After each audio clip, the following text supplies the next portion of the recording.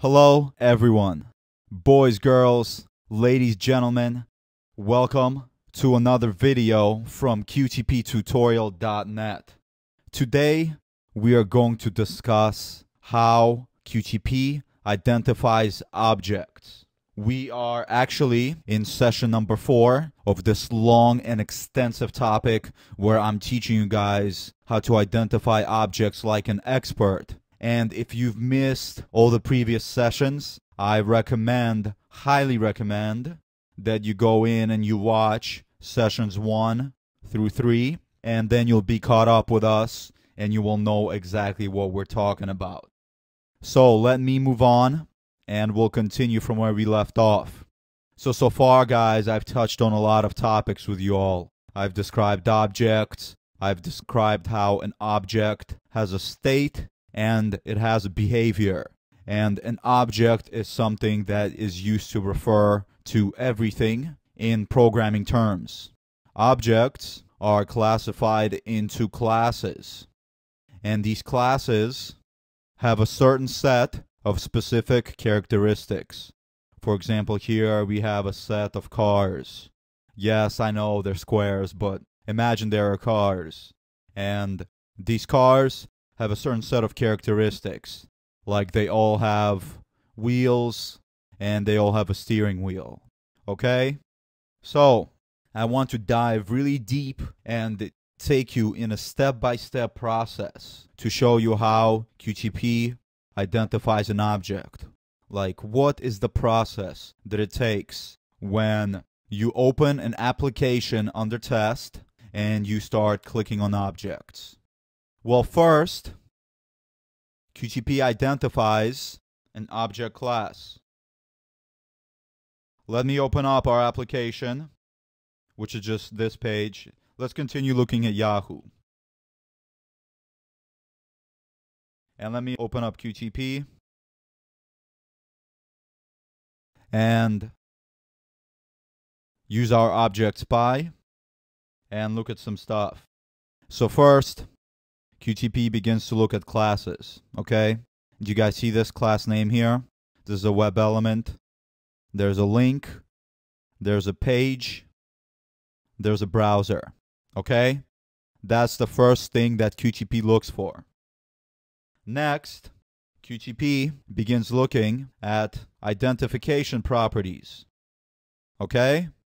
Identification properties are a set of properties that are given to some object to make it clear that it's this object.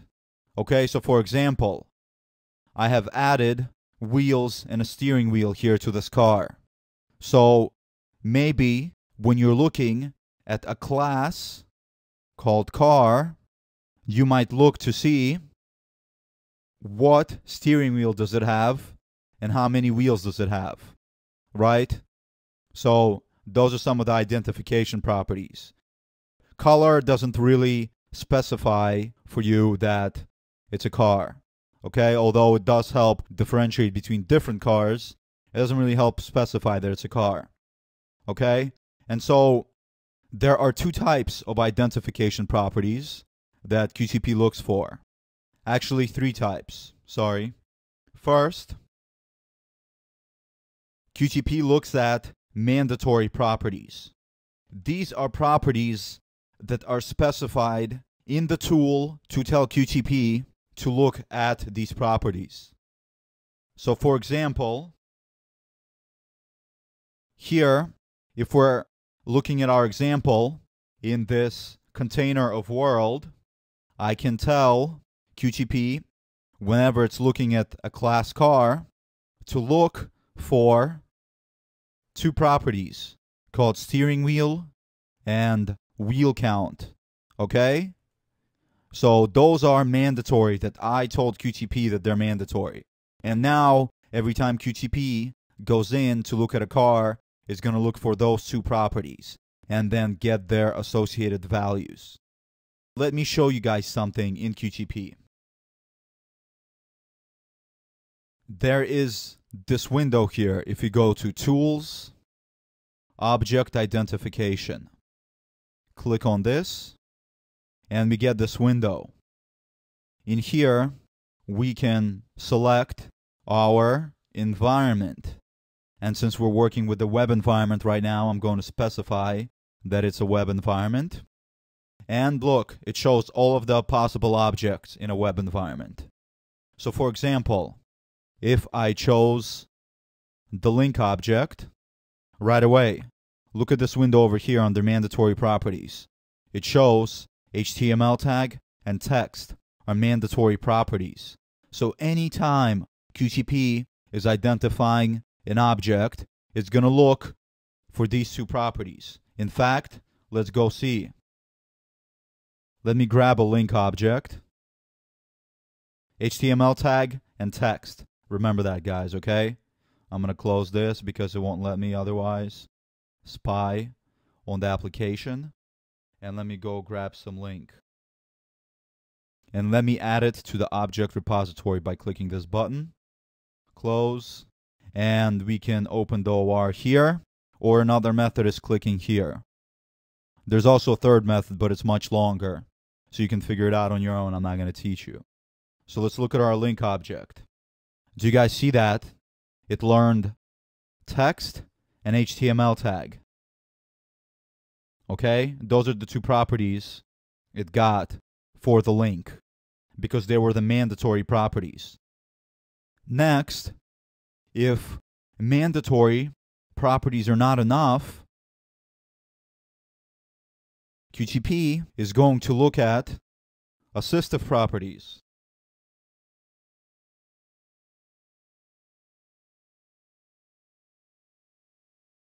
So, let's see. In this case, let me go to Tools again, Object Identification, select the web environment. Assistive properties. Link does not have any, okay? Anyone else have some? Nobody has any, okay? And you can go in here. By the way, all of these properties here are pretty much default. I think I may have modified them a little bit to my current application because, yes, they do change from application to application. In some instances, you may find that a link, you want to always capture its name. In other instances, you may find that with a web button, you never want to capture its name, and so on and so forth. So you can modify this. And how you do this is by going in here and adding the properties. Okay? Let's work with a page object because there's something I want to show you guys there. Let me delete this. Okay? And let's go back to Tools, Object Identification, Web, and look at a page object. Look, it doesn't have any mandatory properties or assistive properties. Okay? So let's see how QTP is going to identify it when let's look at browser instead. I apologize.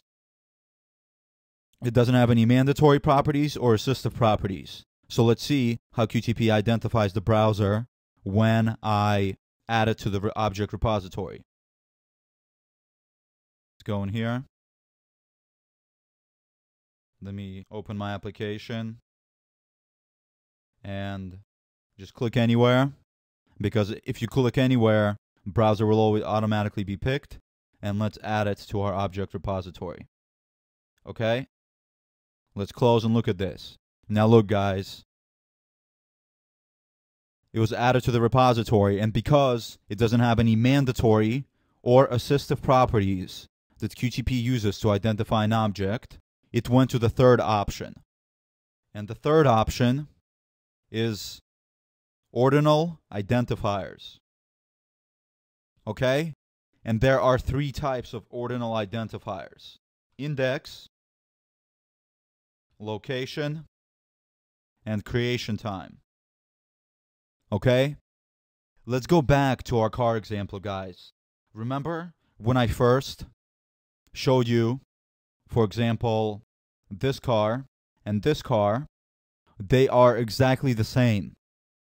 And the only way to differentiate between them was by this number, which we called an index. And that's what QTP does. This is the last resort that QTP uses to differentiate between an object. When all else fails, when mandatory properties, assistive properties, are not enough to find you a unique object, QTP resorts to an ordinal identifier, which is an index, in this case for the car. Now, let me give you a word of caution. You never, well, I shouldn't say never, in most cases, you rarely ever want to use an ordinal identifier to identify your object. Because let me show you. So for example, if I want to look at this car right here in this spot, and I decided that I'm going to change its index. This one is going to be 2, and this one's going to be 4. Okay? Now, when you are trying to do something to this object that's here, you're not going to be able to recognize it, because you're going to be recognizing this one, because the only property that you had to go by was its index, which is 2. So now that's this window. What if it changed to this window, this car? Okay? Now you want to identify this object, but now it has index 4, this one has 2, and this one is 3.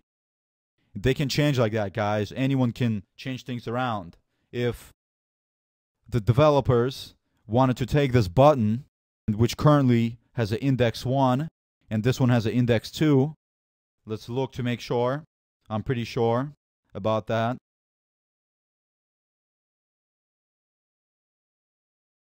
Add it to our object repository.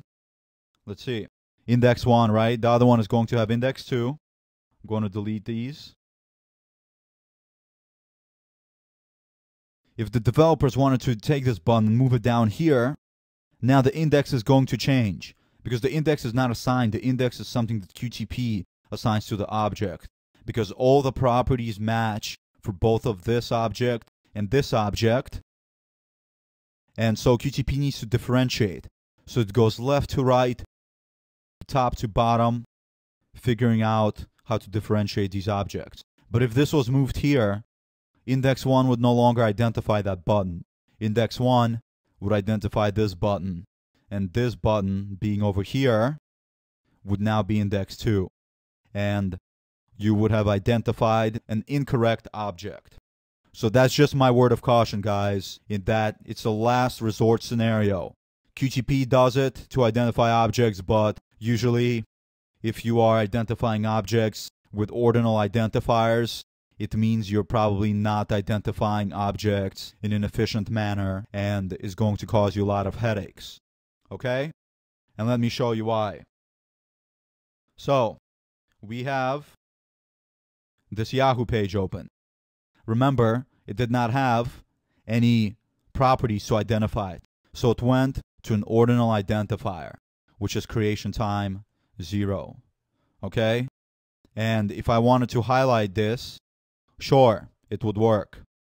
Now, what if I opened another page,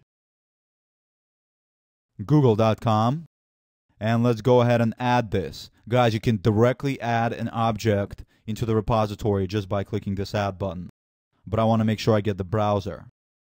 So just click anywhere, and because there's a hierarchy, you'll of course get the browser. Okay? Do you guys see that already? How I don't have this object in the repository, but although it has a different name, it already exists. You guys see this? It means it exists because it's also a creation time of 0. Now, let me open another browser. So now I'm going to have 2 open. And let's add another browser to the repository. Let's go here and click add button. Now I have 2 browsers in here. Look, the Google browser got creation time 1, and the Yahoo browser got creation time 0. So that means that the Yahoo browser was created first, then the Google browser was created second. That's the only way that QTP can differentiate between the 2 browsers, because now we have 2 windows open, guys. We have this one and we have this one. So that is the only way that QTP can identify something there or identify something there. Okay? But now, guys, imagine that we do this. I'm going to drag this here, okay? Give it some space. Now, guys, remember, I showed you a super secret hidden method. It's not that secret, but it's just undocumented. Last session I showed this. So if I do that, okay, now I have the objects added to my repository. And I'm going to close Google. And I'm going to go ahead and try and highlight this. It's the same thing as doing it from the object repository. Okay, let me go ahead and run this and see what happens. Let's watch. Look, it identified, right? Let's run again from this step. Do you guys see that? 2 different browsers in our repository identified the only browser that's open. Look at this, guys. I only have one browser open. Just this. This is all I have open. And they were both identified because QTP ran out of options. It had to use the ordinal identifier to identify it. And so it used what it could to identify that object. Okay? So, do you guys see the issue here? The issue is that both of these identified the same browser, but if I wanted to do something on the Yahoo browser, I can't because it doesn't exist and it's not being identified correctly. So, what's one solution? Well, one solution, like I said, is to not use ordinal identifiers. And for browsers, that's usually not necessary. In fact, you usually do identify a browser by its ordinal identifier, because really browser can only have one property that separates it, and that's either creation time or index. And so based on whether you want to operate on Google browser or on the Yahoo browser, it doesn't matter. Just use an ordinal identifier. But now, if we want to work with the object deeper in the hierarchy, like let's go back to our famous Yahoo page, and we want to work with this link object, okay? I'm going to add it to the repository. Just like that. I'm going to click OK. Let me add another mail object. We remember this one, right? I'm going to hold the control key to slide over a little bit, and then click this mail object, get the link. Now look, you guys remember what happened here. First, QTP used mandatory properties, right? Mandatory properties were not enough to find the unique object. So in that case, it went to assistive properties. Let's look at object identification, web. It doesn't have any assistive properties. So what happens is it goes to the ordinal identifier, because that's the last resort.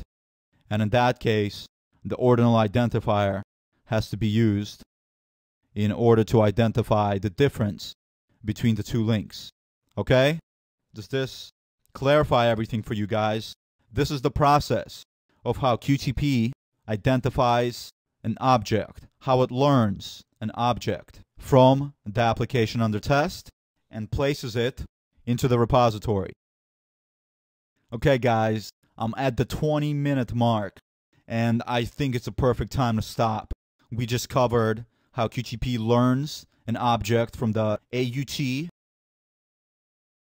application under test, and we also learned a little bit more about the object repository and definitely learned a lot about ordinal identifiers, right?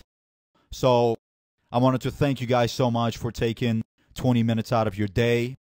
It's a pleasure to teach you guys, and I sincerely appreciate all of your time. Go ahead and check me out at qtptutorial.net. You can get all the video notes there. You can get up to date, and you can become a serious automation guru. And I will continue this session in lesson number 5, because I'm not going to stop until I've covered everything about object identification and until you guys are pros. Thanks again. See you next time.